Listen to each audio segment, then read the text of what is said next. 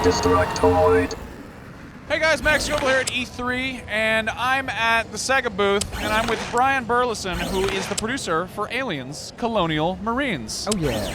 Now, Brian, this is a game that everyone really wants to play because it has those things in it. I got to play it back at PAX East. You guys had the multiplayer going on. All the kids were playing as the Space Marines, and you had the devs backstage playing as the Xenos.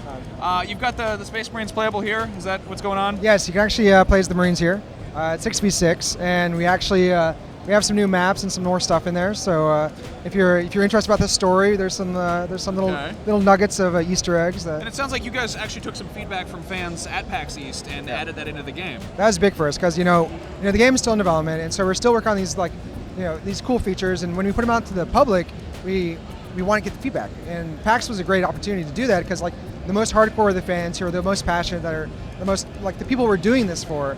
We got good feedback, and we actually implemented that into the map that was at PAX, and we brought it back here, and so you can actually get it's a different experience. It's improved, and that's one of those cool things you don't get to do very many times in the game industry is go show the game and then improve it a little bit. That's crazy, like a game that's made for people who play games. I know, it's nuts. You guys at Gearbox are great about that. Thank you. Now the game, I really want to know. This is one of those questions I immediately thought of after I was leaving PAX. We saw the big kind of Charger Bull alien. Yeah, the Crusher. The Crusher, yeah. That's like a big pickup in multiplayer. We didn't get to see what the Marines have in there, and I'm guessing there are Powerloaders in this game. Yeah, you can imagine there's Powerloaders. Yeah, I saw one with the collector's edition. So Yeah, I mean, there's one over there too. I'm kind of guessing that maybe that's a thing. You can imagine that'd be pretty cool. Yeah. And maybe Queen aliens too. Queens are pretty cool. Okay. We're still working on some of those bits, Okay. But yeah, there's definitely some in multiplayer. We have these things that are kind of like power-ups that spawn at different intervals or different conditions. And so when those spawn, you pick those up, you're going to be tearing through things the most incredible ways. And so if you pick up the Crusher in multiplayer, you can just charge through and just it's really awesome in the Marines. If you want to survive as a Marine, you kind of group up and you actually try to actually play like a Marine, right? Use your motion trackers, stick together, don't have any stragglers.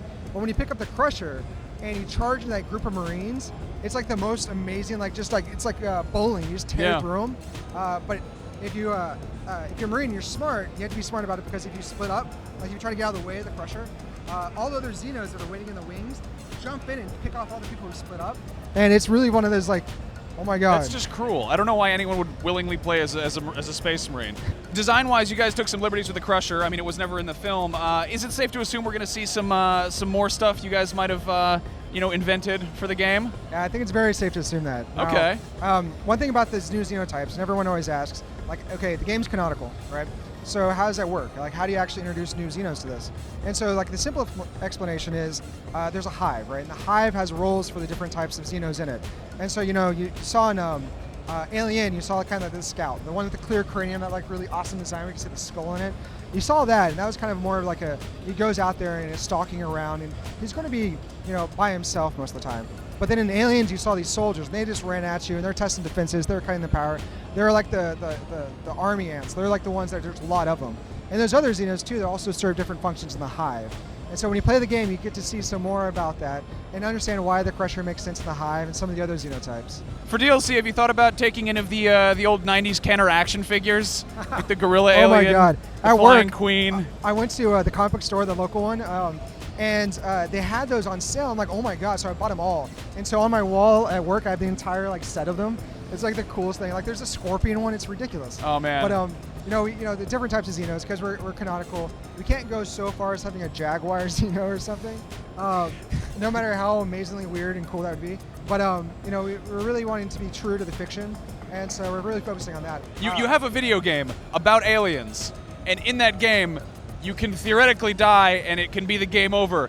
Did you use Bill Paxton saying "Game over, man, game over"? No, we didn't actually use actual Bill Paxton. I know. Oh. But the game's not done yet, so you never know. Okay, you should talk to Bill Paxton about that. You guys are going to be on the WiiU.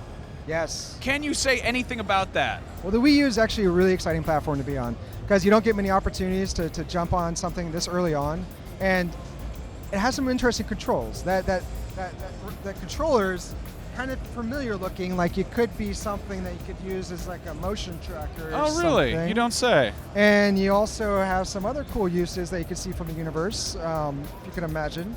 But you know, the Wii U is actually a really interesting device that when it's coming out. When Nintendo ever decides to announce that, that'll be a really exciting day because we'll talk so much more about more of the ACM features because it really is. That interface is so novel, and we're taking every bit of advantage of that as we possibly can. Good, and this is also, of course, PC and 360 and PS3. Yes. PC, 360, PS3. Okay. February 12th, 2011 or 2013. Okay. Oh, You're gonna ruin a whole lot of Valentine's Day for women across the country. yeah, buy 2 copies, one for yourself and one for your girlfriend. Okay. You guys should stay tuned to all of our E3 coverage. You can go back and check out our old Aliens Colonial Marines videos. They're still interesting, I promise. Everyone's looking forward to this game. It looks cool. Kill some bugs, kill some Marines. Follow our channel. Game over, man.